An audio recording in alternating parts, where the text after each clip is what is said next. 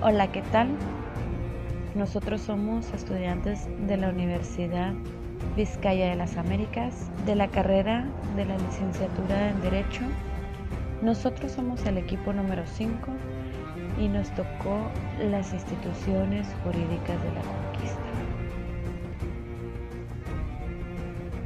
En esta obra me propongo que estudiar las principales ideas e instituciones jurídicas que influyeron en el desarrollo de la conquista de América por los españoles. En la primera parte del estudio, Teoría de la Penetración, procuró reconstruir el sistema del pensamiento europeo ante el caso indiano. Los tratados de los actores del siglo XVI referentes al problema jurídico que planteó la penetración de los españoles en las Indias se estudian hoy con diversos fines.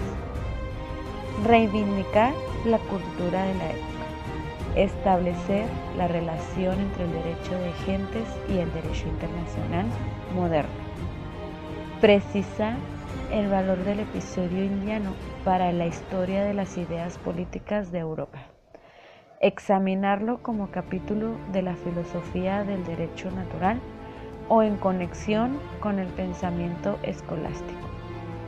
Pero no son estos aspectos de interés occidental los que forman el objeto preferente de nuestro estudio, sino la influencia de teoría europea en las leyes de la corona española dictadas para ordenar la penetración en las Indias.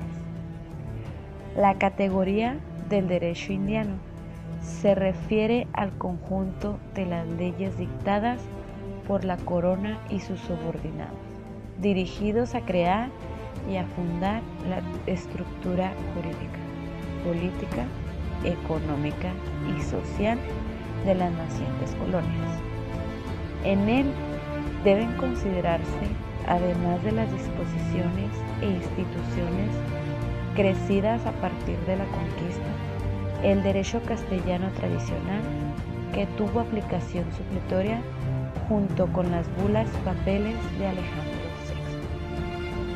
VI. Las instituciones jurídicas y políticas que ejercieron el poder sobre las nuevas colonias se clasifican principalmente entre dos grupos. Según residían en la península ibérica como la corona española, el Real y Supremo Consejo de las Indias y, de cierta forma, la Casa de Contratación de Sevilla, o si radicaba en las Indias, como el gobierno inicial de Cortés y de los demás conquistadores, y posteriormente la Real Audiencia de la Nueva España, cuyo presidente era el rey Nueva España. Instituciones jurídicas de la conquista. Existen 3 instituciones jurídicas que los conquistadores usaron para su empresa colonizadora en las Indias. La capitulación, especie de convenio que surgió en la Edad Media, donde los reyes católicos renunciaban al monopolio de la empresa de las Indias, concesionándola a los particulares, en razón de que al inicio de la epopeya los gastos corrían del erario público, pero a los 7 años fracasó porque los beneficios económicos no compensaban los gastos. El objeto de las capitulaciones eran los descubrimientos y las conquistas. Sus elementos son un permiso o licencia para descubrir o conquistar, bienes y servicios que el conquistador se comprometía a aportar, títulos y franquicias que el monarca otorgaría al empresario, las personas que irían en la expedición. Se estipulaba generalmente el plazo de 1 año para la realización de la empresa. La hueste, institución de origen medieval de naturaleza castrense, por medio del cual un señor o un consejo municipal por sí mismo organizaba un ejército para ejecutar a nombre del rey un hecho de armas a cambio de algunos privilegios, sobre todo por el territorio ganado, es decir, El caudillo o capitán se embarcaba con su milicia de manera voluntaria a cambio de obtener participación en el botín de guerra.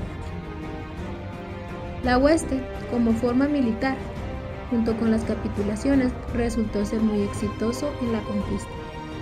También en las huestes iban oficiales reales, quienes se encargaban de cobrar los impuestos que correspondían a la corona. Junto a ellos, los eclesiásticos que cubrían las necesidades de tipo espiritual de los conquistadores y en los territorios conquistados de la evangelización. Los marinos eran profesionales, su función era trasladar a la hueste por el mar, por ello se les pagaba un salario. La instrucción, documento que expedía la autoridad indiana o una con residencia en América, donde se otorgaban las reglas a seguir por la expedición, entre ellas el tipo de actividades a realizar para lograr la hazaña, el comportamiento de los expedicionarios, las facultades y jurisdicción de las autoridades, como tomar la posesión en las tierras descubiertas, el trato a los indígenas, entre otras. En otras palabras, contenía todas las reglas que se debían ejecutar para el proceso de colonización en los territorios conquistados. La encomienda. Para Guillermo Margadán, la institución de la encomienda consistía en que un español recibía el privilegio de cobrar los tributos de algunos pueblos de indios, de acuerdo a una tasa previamente estipulada. A cambio, tenía la obligación de cristianizar a los nativos, dedicar una cuarta parte del tributo a la construcción de iglesias y supervisar la aplicación de las leyes protectoras a los indios.